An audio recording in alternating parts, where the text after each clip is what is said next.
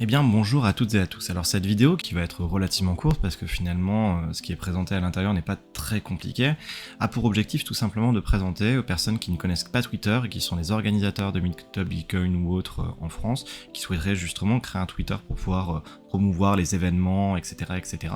Comment faire pour pouvoir en créer un.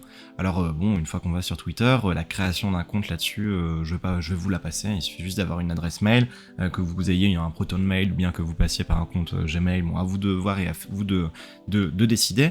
Et puis une fois que c'est fait, on arrive sur l'interface du compte en question.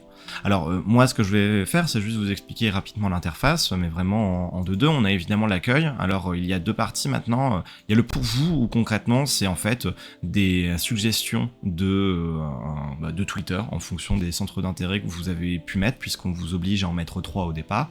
Donc j'ai tendance à dégager ça parce que ça ne m'intéresse pas. Et les abonnements, où là forcément vous allez venir à follow des comptes.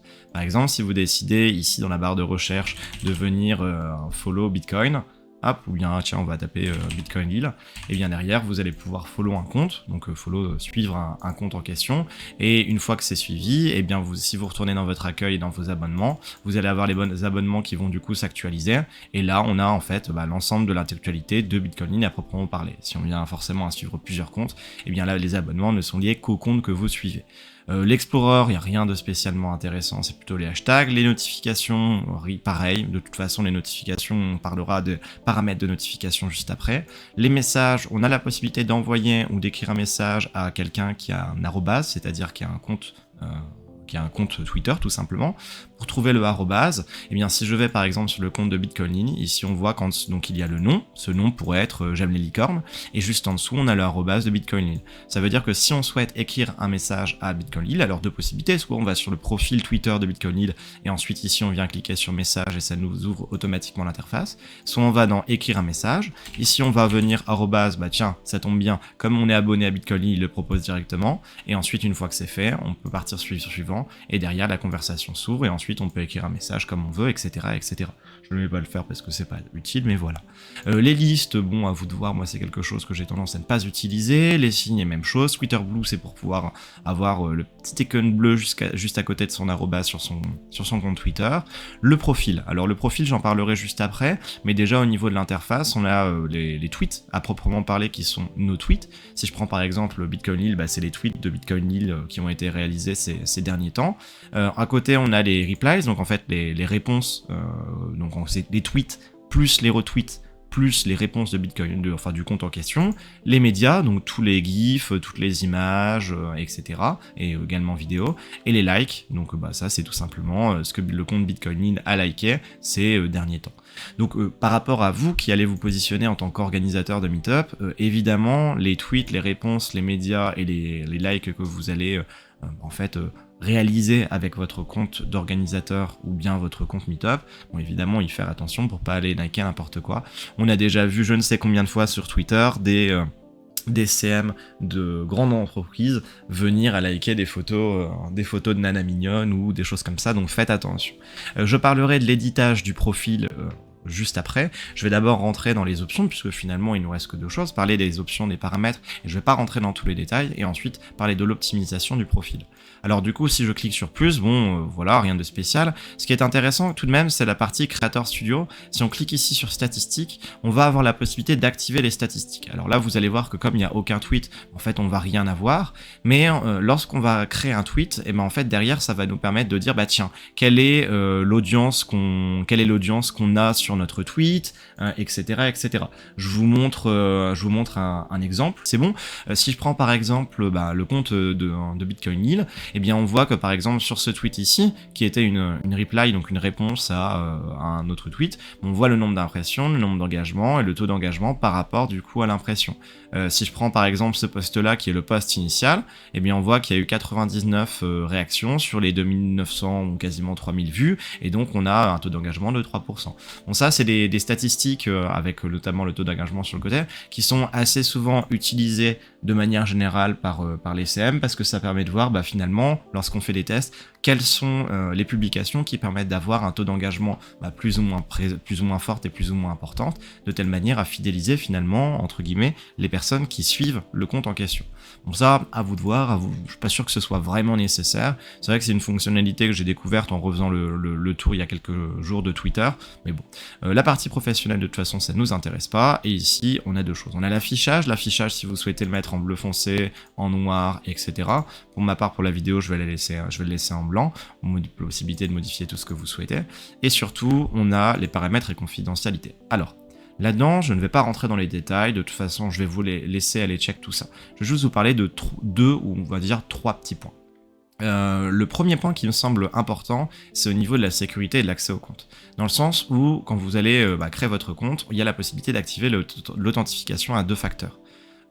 Combien de comptes comme les Bored Ape Yacht Clubs ou des collections NFT se sont fait hacker, ou même des projets crypto, enfin shitcoin, se sont fait hacker leur compte Twitter, et derrière avec un lien qui est en fait un lien de phishing, et des utilisateurs sont venus à perdre une certaine quantité de coins. Donc l'authentification à 2 facteurs, bon, il suffit de cliquer là-dessus et puis après je vous laisse réaliser la procédure, c'est pas bien compliqué. Une fois qu'on est là, on la valide avec par exemple l'application d'authentification qu'on a sur le téléphone, on entre ce mot de passe. Une fois que c'est réalisé et qu'on a entré son mot de passe, il nous propose un QR code ou un lien, on peut le flasher avec le téléphone, ça nous rajoute du coup le code sur notre authentificateur, comme par exemple Google Authentificator, et ensuite on est bon. Donc ça c'est un point sur lequel je dirais peut-être d'y faire attention. Ensuite les applications, on peut voir du coup les applications connectées, ici il n'y a rien, c'est un compte qui est vierge, mais les dégager c'est pas une mauvaise idée. Les sessions, donc en fait les ordinateurs ou téléphones qui sont directement connectés au compte, peut être intéressant de vérifier une fois de temps en temps pour vérifier qu'il n'y ait pas eu un hack, quelqu'un d'autre qui l'utilise ou je ne sais quoi. Ensuite, dans la confidentialité et la sécurité, c'est là finalement je pense que c'est le plus important, parce que ça va nous permettre de pouvoir gérer la confidentialité au niveau de l'audience, au niveau des tweets et des messages privés, peut-être même des spaces. Alors au niveau de l'audience et de l'identification, on a la possibilité de pouvoir modifier certaines choses. Moi j'aurais tendance à laisser comme ça. Pourquoi ? Parce qu'en laissant l'identification photo, tout le monde va pouvoir vous identifier sur un tweet. Et finalement, ça facilite là-dessus l'engagement. En parallèle, protéger mes tweets fait que si quelqu'un vient sur le compte de Bitcoin Lil et que Bitcoin Lil étant protégé les tweets, ici j'ai un petit cadenas et donc je ne vois aucun des tweets en dessous. Pour un compte qui est censé être public, ce n'est pas pertinent. En dessous, on a vos tweets. On a la possibilité de masquer les médias avec lesquels on tweet, c'est pas forcément nécessaire. D'ajouter les informations de localisation au tweet, je ne pense pas que ce soit nécessaire non plus. Les contenus que vous voyez, à vous de modifier. Par exemple, là, on m'a demandé de rentrer 3 sujets, donc j'ai rentré les 3 premiers. On peut se désabonner de ces sujets. Alors ensuite, revenons au niveau de notre interface. Ici, on est dans l'interface avec les messages privés. Et puis, je pense que c'est intéressant et important de valider la case « Autoriser les demandes de messages de tout le monde ». Je m'explique. Si quelqu'un a une question à vous poser, cela permet tout simplement à cette personne-là de vous envoyer un DM, donc un message privé sur Twitter, de telle manière à ce que vous puissiez derrière la guider, l'informer, lui répondre, etc., etc. Et que la personne n'ait pas juste à vous créer un tweet en vous arrobasant pour pouvoir avoir cette information. Par contre, il est essentiel de le dire quand même, il est certain que vous allez avoir des scams. Vous allez avoir des personnes, notamment qui vont vous parler en anglais ou en japonais ou autre, qui vont derrière vous envoyer des liens de phishing ou autre. Donc évidemment, si vous avez quelqu'un qui vous DM en anglais, attendez-vous à ce que ce soit probablement un scam, puisque vous allez certainement avoir une communauté FR. En parallèle, si vous avez un lien, surtout ne cliquez pas là-dessus, allez faire votre recherche par vous-même. Enfin, vous en allez en avoir peut-être pas des dizaines par jour, mais vous en allez avoir au moins 1 ou 2 par jour. Donc attention à ça, vous faites pas avoir comme des bœufs, et puis forcément Dior. Donc au niveau des messages privés, moi c'est ce que j'aurais tendance à faire. D'ailleurs, il y a filtré les messages de faible qualité, ce qui fait qu'en fait l'immense majorité des scams passent directement dans une boîte de réception en gros filtrée, donc derrière vous ne les voyez pas. En parallèle, les spaces. Alors les spaces, c'est tout simplement en fait des espèces de conversations dans lesquelles vous pouvez rentrer, un peu comme l'équivalent des channels Discord. lorsqu'il y a un space qui est disponible, en fait, ça se voit tout en haut sur le mobile, donc sur téléphone, par exemple ici au niveau des abonnements, et en cliquant dessus, on a la possibilité de pouvoir rentrer à l'intérieur de cet espace de communication vocale. À vous de voir ce qu'il en est, si vous décidez de le valider ou non. Je pense que ça peut être un truc pertinent, mais après, de toute façon, c'est comme tout, hein. Si vous retweetez quelque chose, si vous likez quelque chose, si vous commentez quelque chose avec un compte qui est un compte organisateur, eh bien forcément, tout le monde le verra. Donc même chose pour les spaces. Voilà, je pense que j'ai à peu près tout dit. La détectabilité, bah forcément, hein, au niveau de l'adresse mail, moi j'aurais tendance à le dévalider. Pareil pour le numéro de téléphone, de telle manière, parce que après, de toute façon, l'adresse mail et le numéro de téléphone, ça dépend ce que vous utilisez. Si vous utilisez une adresse mail perso et un numéro de téléphone perso, moi j'aurais tendance à dégager. Si par contre, vous avez utilisé un Proton Mail ou bien l'adresse initiale Gmail de votre organisation ou je ne sais quoi, ou même Proton Mail de votre meetup, alors dans ce cas-là, rien n'empêche de pouvoir le laisser.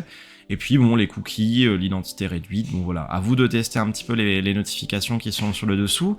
Et puis au niveau des notifications à proprement parler, dans les paramètres, bon voilà, il y a la possibilité de filtrer. Lorsque vous allez arriver la première fois, vous allez certainement arriver sur, une fois que vous avez fait vos tests, vous êtes allé dans plus, vous êtes allé dans paramètres et support, paramètres et confidentialité, et dans accessibilité, affichage et langue, vous avez ici langue, et vous pouvez changer et passer du coup la langue de l'anglais vers le français. Après, à part ça, il y a plein d'informations à gauche à droite, mais là-dessus c'est des articles. Je pense qu'on a à peu près tout dit. De toute façon, à vous de tester au niveau des paramètres. Là-dessus, ça va vous prendre un quart d'heure, 20 minutes maximum, et puis c'est réglé, votre compte est prêt. Parlons maintenant de la manière avec laquelle en fait, gérer le profil de notre compte. Alors, je ne vais pas créer un profil à proprement parler, je vais juste vous expliquer ce que je pense être important. La première chose, c'est que vous avez la possibilité, donc là on est sur le profil, vous voyez les tweets, il n'y a rien, donc c'est pour ça qu'ils proposent des follow, les réponses même chose, les médias même chose, les j'aime même chose. La première chose qu'on peut faire, c'est que pour aller sur le profil, on clique sur profil et on va cliquer sur éditer le profil. Et là on a la possibilité de modifier un certain nombre de choses. Alors la date de naissance, moi j'ai mis un truc au pif, hein. Il y a la possibilité de toute façon de montrer que la date de naissance, vous uniquement pouvez la voir, ou même la possibilité de la supprimer. De toute façon, si vous uniquement pouvez la voir, en réalité, on s'en tape. Passer en mode professionnel ne nous intéresse pas, et ensuite on a les 4 points plus les 2 photos qui nous sont importantes. Alors la photo de profil, bon évidemment je vous invite à mettre la photo de profil de votre meetup, hein. Nous à Bitcoin Lille on a créé un logo spécifique, vous pouvez très bien aussi utiliser le logo initial qui était proposé par Découvre Bitcoin avec le nom de votre meetup. Ensuite en bannière, à vous de voir, nous personnellement on a mis une des photos qu'on avait prises où on avait demandé le consentement de toutes les personnes qui étaient présentes sur les photos pour le mettre sur notre site, pour le Twitter, etc. Donc absolument demander le consentement de la personne, et si quelqu'un veut être sur la photo mais ne veut pas qu'on voit sa tête, soit la personne elle se cache la tête, soit sinon vous floutez avec un flou gaussien sur Paint, ou bien vous mettez un smiley, hein, voilà, sur ce coup-là à vous de voir, mais ce point de vue-là au niveau privacy est essentiel. Après, vous faites vos tests. Si vous souhaitez utiliser un logiciel qui vous permet de réaliser, je dis logiciel, c'est plutôt site internet qui permet de réaliser un joli petit logo ou bien une jolie petite bannière, soit vous pouvez utiliser une IA, donc ça c'est toujours possible, Midjourney, Leonardo.ai, etc., etc. Soit sinon vous utilisez le site Canva, C-A-N-V-A, où là-dessus il y a la possibilité de créer un compte gratuit et il y a beaucoup de modèles disponibles.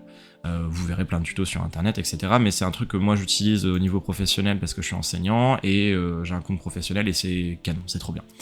Ensuite au niveau du nom, le nom c'est le nom que vous allez voir ici. Vous voyez ici écrit test, donc c'est le nom que vous allez mettre là. Donc par exemple je vais l'appeler Bitcoin Test, donc là le nom de votre meetup. En bio, qu'est-ce que je mettrai? En bio, je mettrai les informations qui correspondent à votre meetup ou bien le compte que vous souhaitez créer. La localisation, par exemple, on va dire que c'est à Lille, et le site web, on va mettre le site web en question. Par exemple, le site web, je vais mettre bitcoin.fr. Ok, on a validé, et donc qu'est-ce qu'on va mettre en bio? Donc déjà, je vais enregistrer, et vous voyez qu'ici, le site web sera ajouté automatiquement. Si j'ai le rejoint Twitter en mai 2023, ça s'affiche automatiquement, la ville, donc ça c'est quand même intéressant pour les personnes qui viennent et qui voient votre compte Twitter. Et puis ensuite, finalement, je n'ai pas de description. Alors qu'est-ce que je mettrai en description? Vous voyez ici, c'est la même chose. La description que je mettrai est une description qui serait relativement courte. De toute façon, vous n'avez pas le choix, hein. La description, vous n'avez que 160 caractères, j'allais dire 180. Je mettrai concrètement une petite explication concrètement de ce que vous êtes. Donc en fait, par exemple, un compte de meetup. Je mettrai quand se déroulent les meetups. Par exemple, le premier mercredi du mois au Nawa Bar, donc le nom du bar à Lille. Donc ça, voilà, à vous de voir, à vous de setup ça. Et je mettrai également un lien vers les réseaux sociaux externes.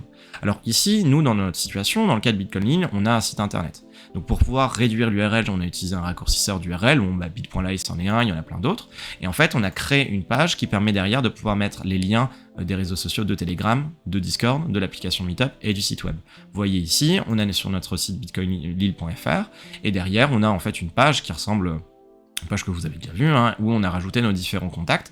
Je trouve que c'est peut-être plus pratique d'avoir ce lien-là directement qui amène vers l'ensemble des contacts, plutôt que se taper 15 liens à l'intérieur de la description Telegram, et puis d'autant plus que ça mène sur votre site, si vous en avez un évidemment, et puis après à vous de voir ce qu'il en est. Dans tous les cas, il est certain qu'au niveau de la bio, l'objectif est de mettre les informations de manière la plus condensée possible, tout en restant plus ou moins sympa, mais ça après vous gérez comme vous le souhaitez. Et puis je pense que j'ai à peu près tout dit. Puis évidemment vous allez rajouter le hashtag Bitcoin avec le petit B qui se met automatiquement. Voilà, je pense que c'est à peu près tout. Alors au niveau de au niveau on va dire de l'hygiène du compte, alors vous voyez que les tweets, les retweets ou bien les messages qui sont postés sont vraiment très cadrés. C'est-à-dire que c'est exclusivement, donc les tweets c'est exclusivement lié à Bitcoin Lille, c'est tout. Il n'y a pas des tweets qui sont liés à des trucs que j'ai vu, enfin qu'on a vu à gauche à droite, qui nous a plu. Des retweets des autres organisations de meet-up francophones. Et puis ensuite, ça nous arrive parfois de reposter des choses vraiment particulières qu'on veut mettre en avant ou qu'on veut promouvoir, mais qui sont toujours dans l'idée, comme ici le paradigme Bitcoin en Suisse, qui sont toujours dans l'idée de, de promouvoir les actions qui sont réalisées un peu partout à gauche à droite par les différentes organisations de meet-up. Donc là-dessus, faire attention à ça. Alors, je vais vous donner de petits tips. Le premier petit tip, ce serait de passer une fois de temps en temps sur votre page d'accueil, d'aller checker ce que vous avez retweeté et de vous dire tiens, finalement en fait j'ai retweeté ça. Je retweetais ça, ça m'intéresse pas. Et hop, vous recliquez dessus pour le déretweeter et dans ce cas-là, ça disparaît de votre fil d'actualité. Bon, ça c'est pas mal pour pouvoir avoir une hygiène numérique qui est intéressante. Et une deuxième chose aussi, c'est quelque chose qui est très utilisé en ce moment et bon, à voir la pertinence. Et de toute façon, c'est à vous de réfléchir en tant qu'organisateur Meetup. Mais il y a la possibilité, une fois que vous avez posté un tweet, comme c'est le cas ici, de pouvoir retweeter quelques heures après le tweet, de telle manière à ce qu'il remonte dans le fil de follow, donc dans les abonnements des personnes en question. Ça permet en fait d'augmenter tout simplement la visibilité du tweet que vous avez réalisé. Après, à vous de voir ce qu'il en est. Donc voilà, je pense que j'ai à peu près tout dit. La dernière chose dont je peux parler, c'est probablement, ce de connecter sans s'en fiche, mais c'est probablement au niveau du arrobase qui est ici, pour pouvoir le modifier. Alors on peut pas le modifier comme on le souhaite. Les paramètres et supports, et ensuite en allant dans votre compte, on a la possibilité de pouvoir se connecter et d'accéder en fait véritablement aux informations du compte. Alors les informations du compte, j'en partage un certain nombre, parce que création du compte, juste ici, en fait en dessous on a l'adresse IP de la création du compte et on a un certain nombre d'informations, donc là-dessus je laisse de côté, mais il y a surtout la possibilité de rajouter du coup l'email, le téléphone, et puis surtout, donc c'est notre mail de base, donc là-dessus ce n'est pas, c'est quelque chose de public, et surtout de modifier le nom d'utilisateur. Alors là vous voyez que notre nom d'utilisateur est Bitcoin Lille, on a la possibilité de le modifier après avoir réalisé une création, autrement dit, notre nom d'utilisateur dans notre exemple était test 98765432110 ou je sais plus quoi, vous avez la possibilité, si finalement vous n'êtes pas content de ce que vous avez créé, derrière de pouvoir modifier ça. Donc voilà, peut-être chose, pour terminer, finalement vous avez votre Twitter qui vient d'être créé. Une idée qui n'est peut-être pas si stupide que ça, ce serait de sécuriser les arrobas qui sont similaires. Je m'explique, notre arrobas est Bitcoin Lille. Si quelqu'un décide de créer un scam, il va l'appeler sûrement Lille Bitcoin ou bien quelque chose comme ça. Donc nous avons décidé de créer un arrobas qui s'appelait Lille Bitcoin directement, sur lequel il n'y a aucun abonnement si ce n'est en fait l'abonnement vers Bitcoin Lille et puis forcément Bitcoin le compte Twitter Bitcoin initial, et où dedans on a mis les informations qui ramènent directement à notre compte Twitter initial. Donc voilà, après à vous de faire un petit peu vos tests. Finalement la vidéo, j'ai expliqué un petit peu plus en détail que je ne pensais les choses, mais j'espère au moins que ça vous permettra de pouvoir savoir en détail comment créer un compte Twitter pour votre organisation de meetup. Sur ce coup-là, je pense que le Twitter était quand même un bon élément de communication. puisque beaucoup de personnes l'ont, parce que ça permet aussi derrière de pouvoir avoir une émulation au niveau des différentes communautés, et puis c'est sûr que c'est un relais, c'est une porte vers d'autres communautés également, donc à vous de voir, ça prend pas beaucoup de temps, ça mange pas de pain, et puis après il y a toujours la possibilité de pouvoir déléguer, si vous êtes plusieurs dans l'organisation de votre meet-up, déléguer les tâches, une personne qui s'occupe du Twitter, une personne qui s'occupe des meet-up, etc., etc. Sur ce, je vous dis à la prochaine, ciao ciao.